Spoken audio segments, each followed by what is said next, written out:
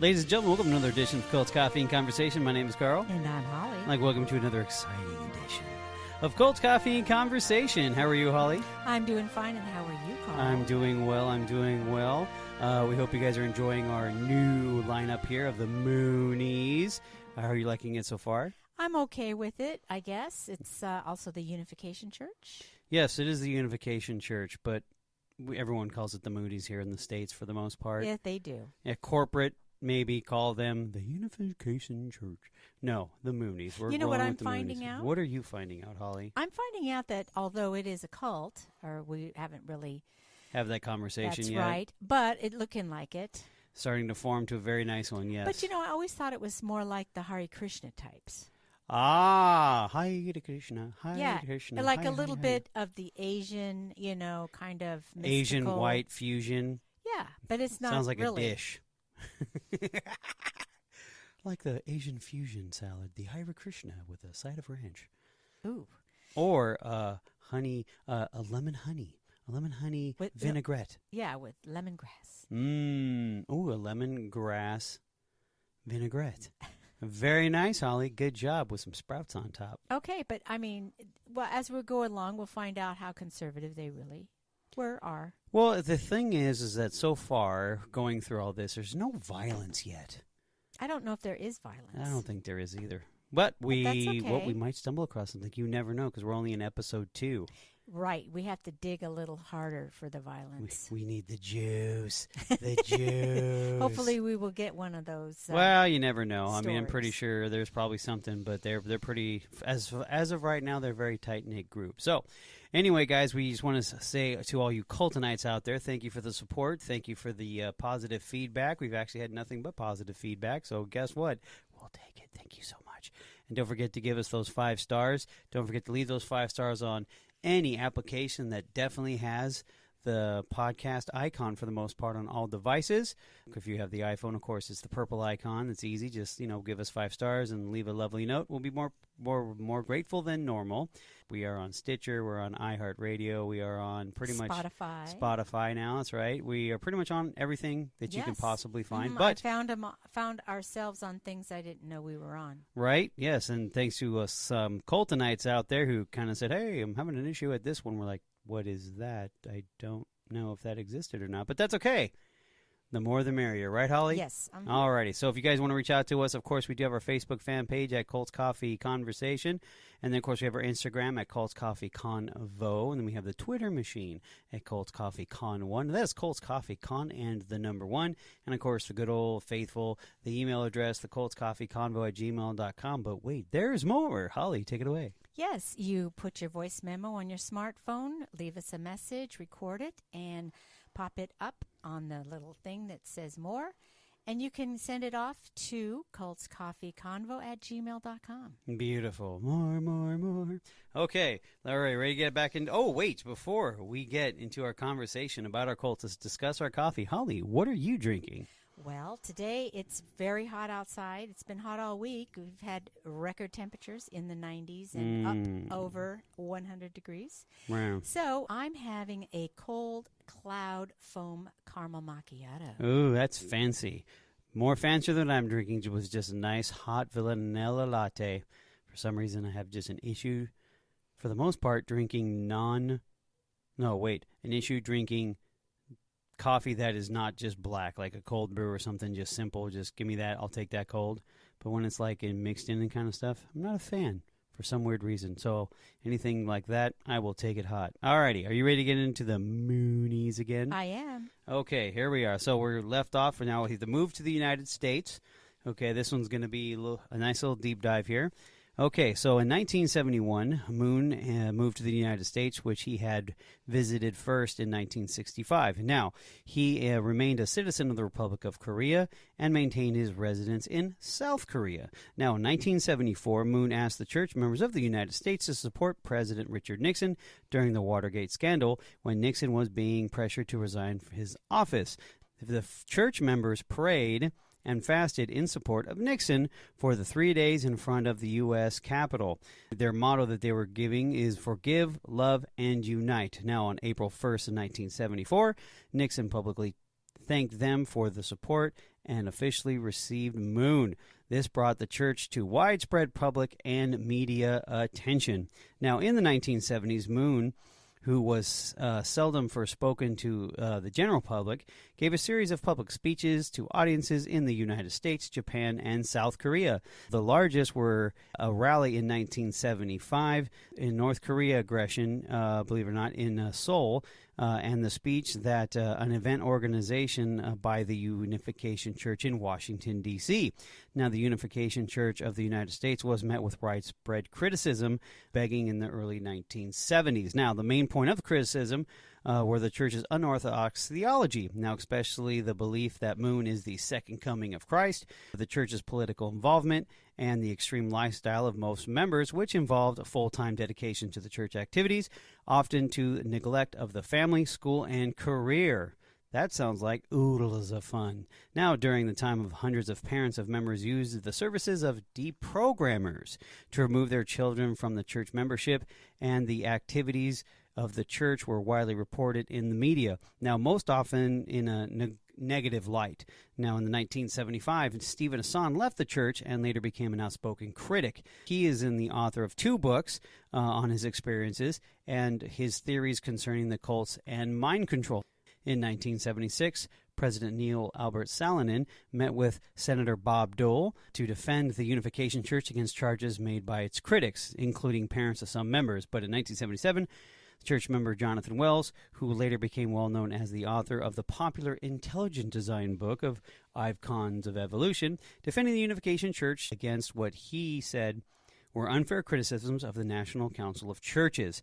The same year, Frederick Sontag, a professor of philosophy at Pomona College and a minister of the United Church of Christ, published Some Young Moon and the Unification Church, which gave an overview of the church and urged Christians to take it more seriously. Now, in an interview with UPI, Sontag compared the Unification Church to the Church of Jesus Christ of Latter-day Saints and said that he expected his practice to conform more to a mainstream American society as its members become more mature. He also added that he did not want to be considered an apologist for the church, but a close look at its theology. It is important, saying, quote, they raised some incredibly interesting issues. Now, in 1978 and in 79, the church support of the North Korea government was investigated by a congressional committee led by Democrat Representative Donald M. Frazier of Minnesota. In 1982, the United States Supreme Court struck down a Minnesota law which had imposed registration and reporting requirements on those religions that receive more than half of their contributions from non-members as being contrary to the First Amendment of the United States Constitution, protection of religion freedom, and prohibition of the state's establishment of religion. The law was seen as especially targeting the Unification Church. Okay, hey, Carl, so a couple of points that I'd like to bring out. Please. So as far as, this one person, Mr. Sontag, that said that this was sort of like the Unification Church and the Church of Jesus Christ of Latter-day Saints. That's what we know as the Mormon Church. Yes. Now, the Mormon Church is, came out in the West. Yes. And, it took them several decades and century to come into what we would consider a mainstream religion. And in society, they integrated. Yes, they did. Okay, so that's what he's trying to say, that this Unification Church, as it matures and gets into our society, it would be similar to something of that nature. Right, that is correct. Okay. And the other thing was, now, according to this investigation about the funding for this Unification Church. So basically what happened is the South Korean government was supporting over half of its donations. Or not donations, but they were giving them money. The foreign power, So a foreign power is giving nonprofit money. Right. Okay, and so there's laws protecting all parties as far as that is concerned, that these are non-members, government people who are contributing to a nonprofit. So it doesn't really fit under that category. Right. Well, because it's the pure thing of an outside resource. Exactly. Yes. Yeah, and then of course, it could interfere with. Of course. course, because Mr. Moon's hanging out with the president. Yeah, and of course it and says a lot of Congress. The law was seen as especially targeting the Unification Church. Yes, because how many other nonprofits that at that time, maybe there were a lot, I don't know, had this kind of money coming in from an outside foreign source. And it's a lot of money. Let's talk about the tax fraud charges. Yes, let's talk about that. So on October 15th, 1981, Moon was indicted by a federal grand jury and charged with 3 counts of willfully filing false federal income tax returns for the years of 1973, 74, and 75, and 1 count of conspiracy to file false income tax returns, to obstruct justice, to make false statements to government officials, and to make false statements to a grand jury. The prosecutors charged that Moon failed to declare as income and pay taxes on $112,000 in earned interest in a Chase Manhattan bank account and on the receipt of $50,000 of corporate stock. The essence of the prosecution's case was that both the money and stock were his personal property. The defense maintained that these were rather being held on behalf of the church. Moon transferred the bulk of the Chase account funds to the fledgling church upon its incorporation. He did not declare this transfer as a deduction on his on his income tax. So basically, if that were true, which he did do that, he should have claimed that as a donation to the church, and that's what all Americans do. They donate, right? They put it on their income tax to make, this is a paper trail of where this money is. Of course, it's a lot of money, though. Oh, that's fine. I mean, but he didn't do the right thing. No, he didn't. So obviously, in the process of finding this all out, they have many other charges on him, okay, like lying to the government. So it says holding church funds in a minister's name is fairly common, particularly in small churches and some church-related or other organizations. So it's a common practice, but because he, I guess, had these other things like trying to obstruct justice, making false statements to government officials. So there was a lot more to it than just, I didn't know how to fill out the paperwork. Oopsie. Sorry. Yeah, exactly. In 1982, he was convicted on all counts, and the convictions were upheld on appeal. In 1984 and 1985, while he was serving his sentence in Federal Correction Institution, Danbury, Connecticut, American Unification Church members launched a public relations campaign claiming that the charges against him were unjust and politically motivated.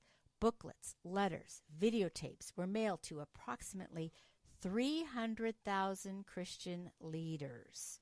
Many signed petitions protesting the government's case. Among the American Christian leaders who spoke out in defense of Moon were conservative Jerry Falwell, head of the Moral Majority, and liberal Joseph Lowry, head of the Southern Christian Leadership Conference.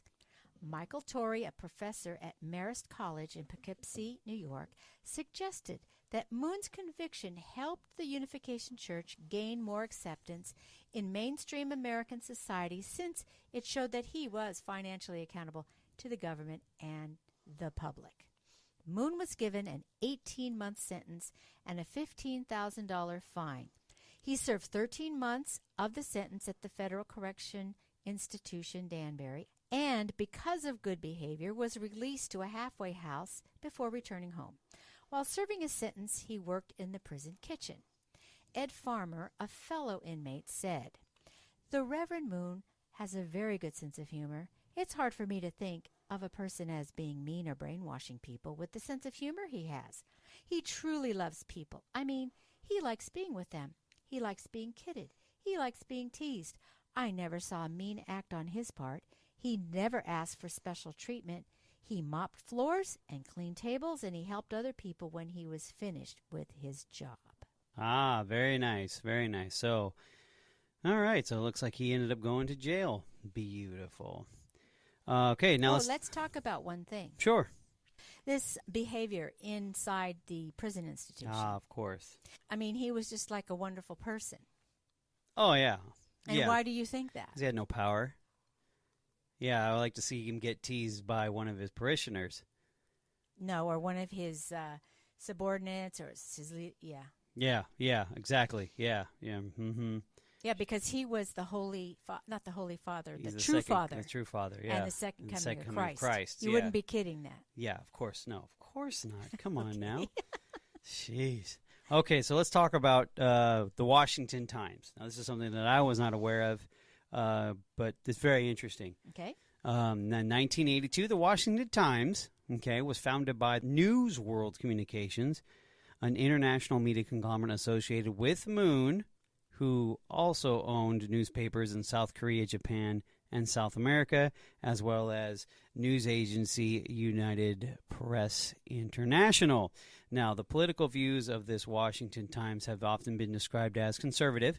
Now, the Times was read by many Washington, D.C. insiders, including Ronald Reagan. 2002, Moon has invested roughly $1.7 billion to support the Times, which is called an instrument of spreading the truth about God and the world. So we're going to get into this a little bit and his ties with the Washington Times, because he not only is a partial owner, he's also, you could call, an influencer, wouldn't you say, Holly? Oh, yes, definitely. Yeah, so in a speech in the 20th anniversary of the founding of the Washington Times, Moon explained his motivation behind establishing the paper, saying, quote, "I founded the Washington Times as an expression of my love for America and to fulfill the will of God, who seeks to establish America in his province. In context of God's will, there needed to be a newspaper that had the philosophical and ideological foundation to encourage and enlighten the people, leaders of America." Now, also Moon's analysis, there was an important role for the paper in bolstering support for the continuance of the Cold War against Russia. Now, we did discuss about how he felt that the parallel in between North and South Korea was the battleground? Yes. Between God and the devil? Yes. Mm-hmm. Okay, so just want to make sure we clarify that. Now, the Washington Times editorials and columns supported the Strategic Defense Initiative, SDI, at the time when many were trying to block his critic development.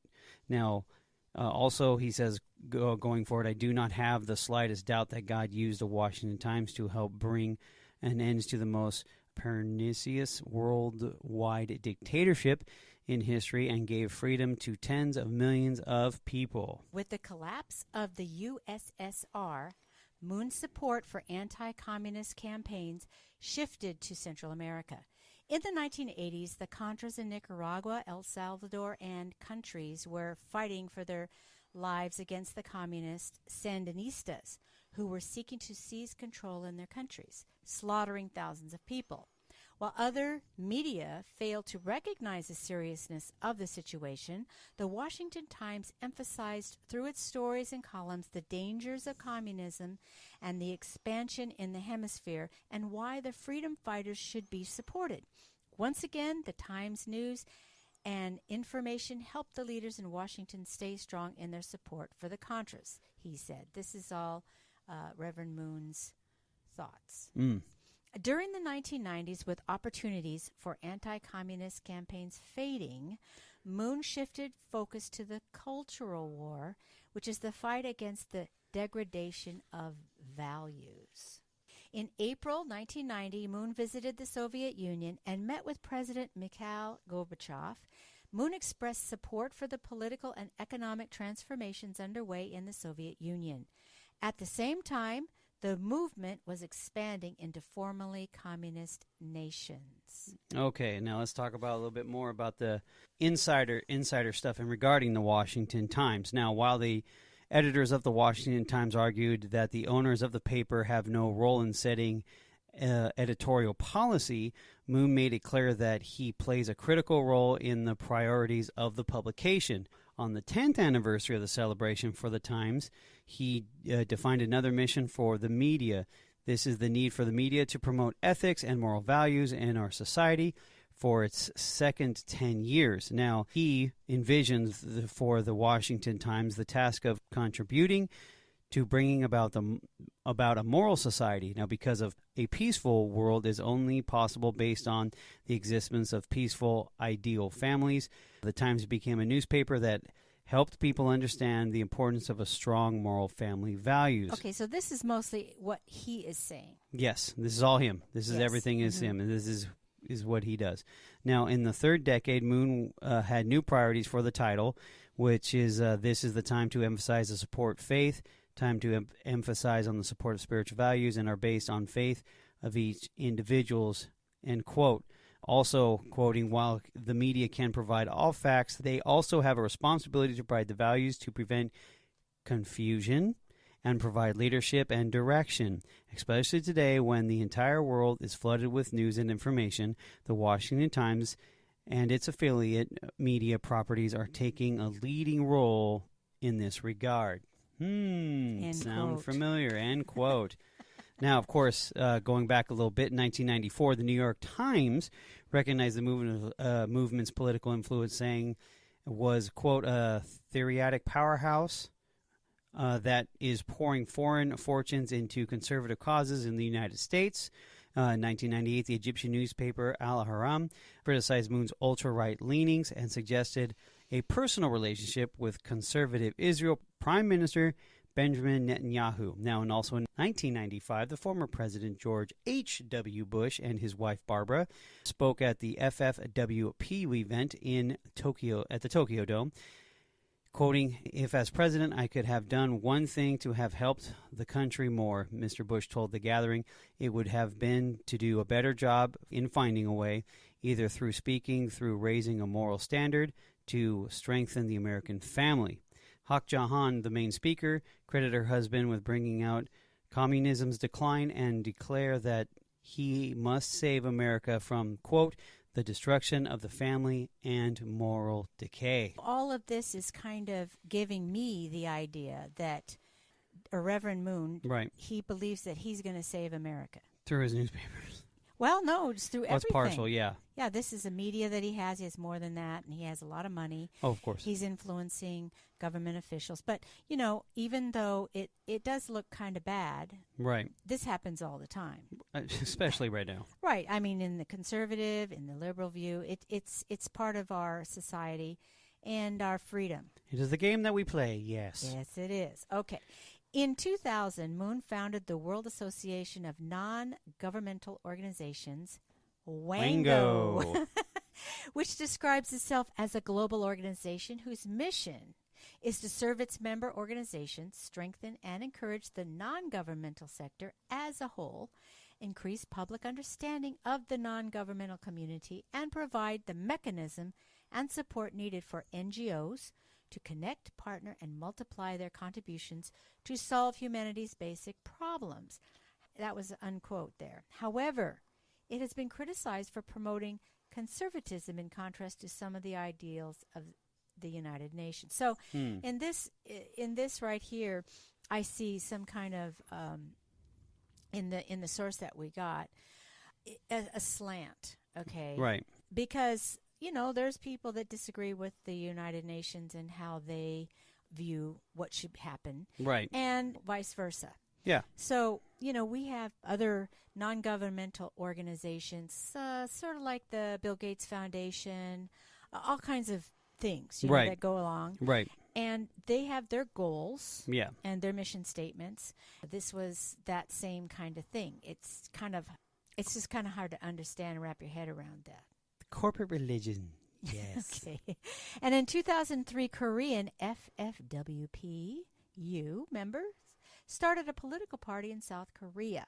It was named the Party for God, Peace, Unification, and Home. Can you imagine having something like that in America?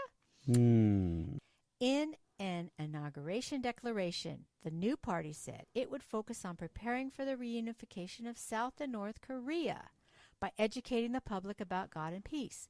A church official said that similar political parties would be started in Japan and the United States. Now, obviously in Korea, I don't know how that's set up, but here we don't really have, we have parties and there are people of different religious persuasions in each party. Right. and maybe one weighted more on the other than the other. Right. But this is in Korea, so they were able to not have that separated, church and state kind of thing. Yeah, there's no so separation that it's just a different setup, I guess. You know? But I do want to mention that Reverend Moon evidently had a push to reunite North and South Korea. Yeah, that is correct. He won a few. They gave him like one of their highest prestigious awards in North Korea. In North Korea and by in South Korea. by the king of North Korea, which I found very strange. Well, who knows? That's maybe one of the titles. Maybe. But it wasn't the present guy. More like girl now. No, well, yeah, just as of this date. Yes, that's correct. Kim Jong-un. Yes. Gave it to him. It was his father. Oh, Kim Jong-il. Yes. Ah. I'm glad you know those names. Thank you. I try to pay attention. Okay. Well, that's it for now on all this. So he's got a lot of influences. Very, very, very, very concerning as far as his reach in the politics. I think that's what we're building on. Our Yes. foundation is just, I know it's kind of a lot of facts and figures and a lot of stuff, but it's just trying to give you a little bit of the grasp of the enormity. I mean, just for the Washington Times, 1.7 billion yeah. for one newspaper didn't count all the other holdings and land and all these things. And not including that beautiful hotel in New York, the New Yorker. Okay. But I'm just saying there's a massive amount of holdings internationally. Yes. Okay. And all the influence, and they're very much into influencing government. And I do think that is a common thing, although we get alarmed when we find out about it. Right. But to say that there aren't special, what do they call them? Not special groups, but... not special interest groups. Yeah, special interest groups. Oh, cool. Yeah. Yay. I mean, it could be... Coffee's working. Yes. It could be Christian. It could be... Catholic, it could be anything. Buddhist, it could be any kind, or just a straight-on secular subject. Yeah, or just straight edge in general. Like the insurance or the medical or whatever, the pharmacies. This is kind of how it runs, even though we would wish it wouldn't sometimes. Right. So that's kind of where we're going with this. Yes. And we do have a few that I would say a little bit more to talk about on the Unification Church. Yes, we're pretty much already coming to that end of with these guys. I think maybe one more episode. Oh, maybe we'll see. Oh wait, no. We want to get some. No, there is some juice. Some juice. Okay. Well, I can't wait. Alrighty. Well, on that note, thanks again, all you Coltonites out there, for our support. We do appreciate it. We love you. We love you. We love you. And on that note, good night, Holly. Good night, Carl.